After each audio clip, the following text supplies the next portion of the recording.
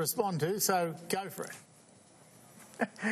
Well, I think I'd just actually respond to one central point, because I think we could go back and forth talking about the various elements of what Patrick and I say all night. But I think there's a more fundamental issue here, which goes to the point that Alan raised early on about we've had all these policies put in place in Australia, some of which have been wound back, some of which haven't.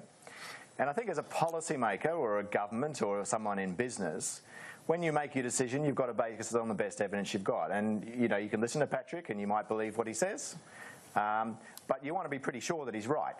Because if he's wrong, which most of the world scientific community would suggest he is, then we're taking a pretty big bet.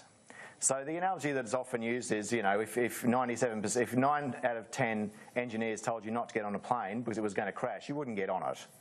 And that's the sort of situation we're in. If you're a government, if you're a business, or if you're a policymaker anywhere in the world, you've got to look at the objective evidence before you from the experts who know what they're talking about.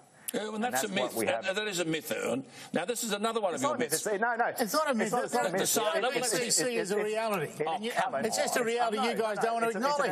The IPCC is flawed and demonstrably flawed, and it is not true that the science is settled, and it is not true that the bulk... Well, here's like... What is true is the majority of scientists agree with what Erwin's saying. Let's hear Dr. Hang on, Erwin hasn't had a fair go to finish yet. We're not giving Patrick a go yet. Go on, Erwin.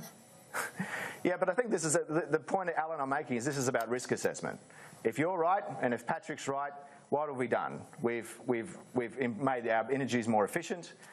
We've produced energy which doesn't actually pollute the atmosphere, whether it be carbon dioxide or other forms of pollutants. And we've actually made our economy more efficient because we've become more energy efficient. So, but if the majority of the scientific opinion, whether it be NASA, CSIRO, the Bureau of Meteorology, all the major research institutions in the world are right, then we've taken a very big risk, because once climate change has started in a big way, we can't stop it. How is it efficient to drive electricity prices through the roof? You're paying 30 cents a kilowatt hour in this country now. My country, Canada, it's 10 cents. Germany has gone to 48 cents a kilowatt hour because of the renewables. How is it efficient to drive energy prices higher? That is not efficient. All it does is drive poor people into energy poverty. But please, Google optimum carbon dioxide level for plant growth. Plants are the basis of all life on Earth. They convert sunlight, carbon dioxide, water, and a few minerals from the soil into all the food for every animal on this planet, including human beings. That is the carbon cycle. And they also need, and at certain temperatures, they die. And you can't just talk about one side of the story. The temperature is not going up. We know in this country very well the impact of drought. And God, you're not going to blame that on global warming, are you? And your dams are full. No, and what I'm going to tell you... Let him get a sentence out. No, you've just spent $6 billion on desalination plants that aren't necessary. Yeah, the point is that if you look at basically look at the work that CSIRO are doing, and again I come back to the Bureau of Meteorology, NASA, all the major climate centres in the world, show that large parts of Australia are drying out, and that will continue to happen.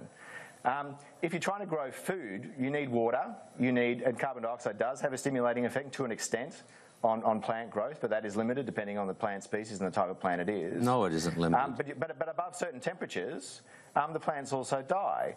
And that's why we see, for example, the World Bank when we talk about energy poverty, this is why the World Bank is no longer investing in coal except in exceptional circumstances, because they know that climate change threatens the development of many countries. Look, one of your colleagues... So you can't just take one side of the coin. One of your heroes, Erwin, Tim Flannery, said that we're all going to run out of water and the dams would be empty. The dams here are all full. But if I could come back to the settled science... Now, I don't know how many scientists you've got to cite, but today I was reading a paper by a US climate scientist, Judith Curry, and a climate researcher, Nick Lewis. And they've published a paper on real, not homogenised temperatures. You mentioned the CSIRO. They're utterly discredited for homogenising temperatures, that is, adjusting them away from the real temperatures to suit their particular ideology. These are real observed temperatures. And they compared actual recorded temperatures from the period 1859 to 1882, with a period 1995 and 2001. What they found was that CO2 generated by human activity in the latter period was double what it was in the first, and that the temperature effect of doubling of human-generated CO2 in the atmosphere created only 2.45 degrees Celsius increase in temperature, whereas your esteemed biblical International Panel on Climate Change said the maximum temperature increase would be 4.5 degrees. So they committed to 2 periods. One, the latter period, double the CO2, the temperature increase 2.45. Very tolerable increase. Alan, where was the paper published? I beg your pardon? In America. Where was the paper? In America. Where, I'll give you the name.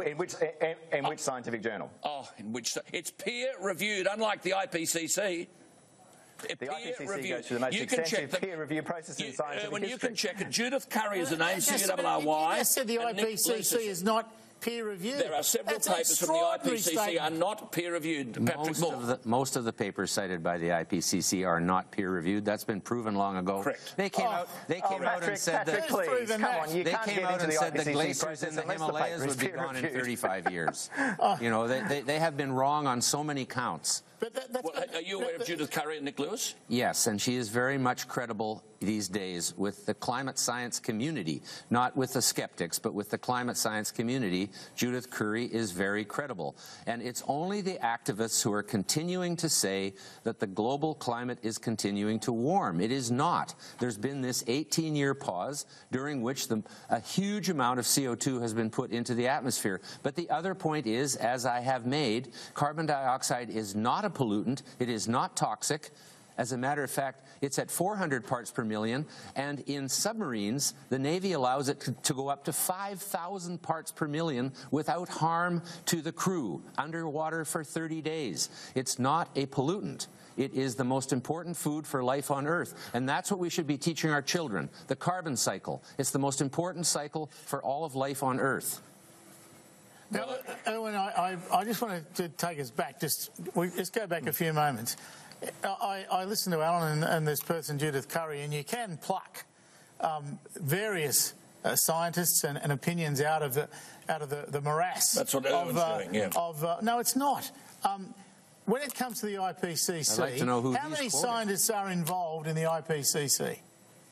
2,000 or so. 2,000. Yeah. 2,000. So it's hundreds of thousands. And let me talk you through the process. There are hundreds of thousands of climate scientists. Can I say to you, nonsense. There are not hundreds of thousands of climate scientists, are there? You know there aren't. Climate scientist is a self-serving term. They are the self-appointed climate scientists. If you don't agree with them, then, oh, you're not a climate scientist because your PhD is in physics or math or geology, whereas half of them who call themselves the climate scientists their PhDs are not in climate science. Well, I'd like to look at the ones where they are, and I think you'll find the overwhelming majority of them don't agree with you, and that's your problem. I'll tell you what it's about. It's an industry which gets money from government, and they go to tell government what government wants to hear, and they are funded. Now, the CSIRO... Can I suggest here that what you expect us to believe that there is a grand conspiracy between the world's top scientific bodies, all the governments of the world who review the IPCC reports and tick it off in terms of the summary for policymakers, and that every comment that is made on IPCC report the authors have to respond to.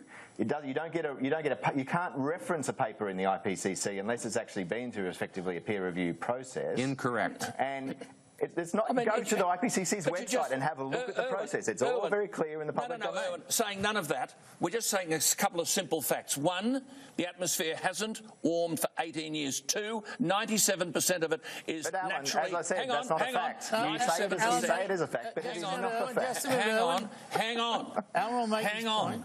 97% is naturally occurring. We are going through this massive cost that Patrick has alluded to in electricity, renewables being fed into the system, people watching this program can't put their blankets on because they can't afford the electricity bill. Industry is migrating to Canada and America where the energy costs are cheaper because it hasn't been escalated. We're demonising coal in this country, but we export it to China so that China can have cheap energy. That's perfectly okay, but we demonise it here. And there's 3% of all the CO2 in the world created by man, and little Australia's creating a bit here, and we're being punished like all hell with taxpayer impositions because of that. It does not make sense. Why don't we then get honest, though, about electricity increases? Why don't we say we gold-plated the network when we didn't have to? And that's been massively the reason. That has been a factor. That's by far the biggest factor, and you know it. Now, over time, I don't disagree that if we don't do something about wind power and the subsidies we're giving that, it'll be a problem. But overwhelmingly, the reason we've got high electricity prices, the gold flooding, that have got absolutely nothing to do with any of the debate we've had tonight. Now, Erwin, we're going to have to wrap this up, so I just give you 30 seconds and 30 seconds to Patrick. Oh. Yeah, I think as I come back to my central point, like we pay millions of dollars a year to train some of the best climate scientists in the world, some of the best economists in the world, and some of the best natural scientists in the world. And it would just be foolhardy not to listen to the advice that they're giving us. The second point is that energy markets are distorted, and they're distorted because we don't factor in the $2 trillion subsidy given to fossil fuels every year. That's an IMF estimate. That's not my estimate. That's come from one of the world's leading economic agencies. And they themselves say we need to correct that and move towards things like even doubling effectively the price of coal to reflect the damage it causes to our health, to our environment and to our economies. Patrick. If you keep giving these scientists millions of dollars a year to tell you you have a problem and you need to fix it, and please give me more money so I can keep studying this problem, they will keep telling you that it's a problem.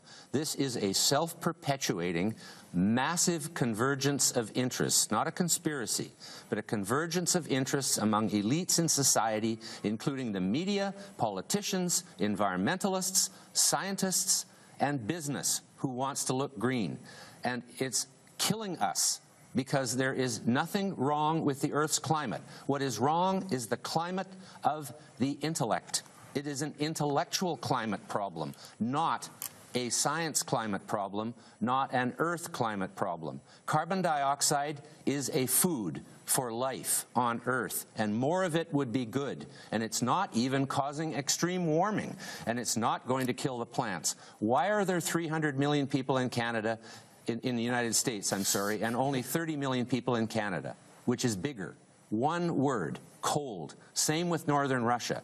If northern Canada and northern Russia, which comprise about 30% of the land in this world, was warm enough to grow potatoes, we would be able to have some more food for the people in this world. A warmer world would be a better world for people and most other species. Well, we'll see if we can grow a few spuds for you around here. Look, we'll have to leave it at that. I'm not sure that we've enlightened everybody, but it's been an interesting debate. Thank you both for participating, Patrick Moore and Erwin Jackson. Thank you, Erwin. We'll be back in just a moment. Thank you, Patrick.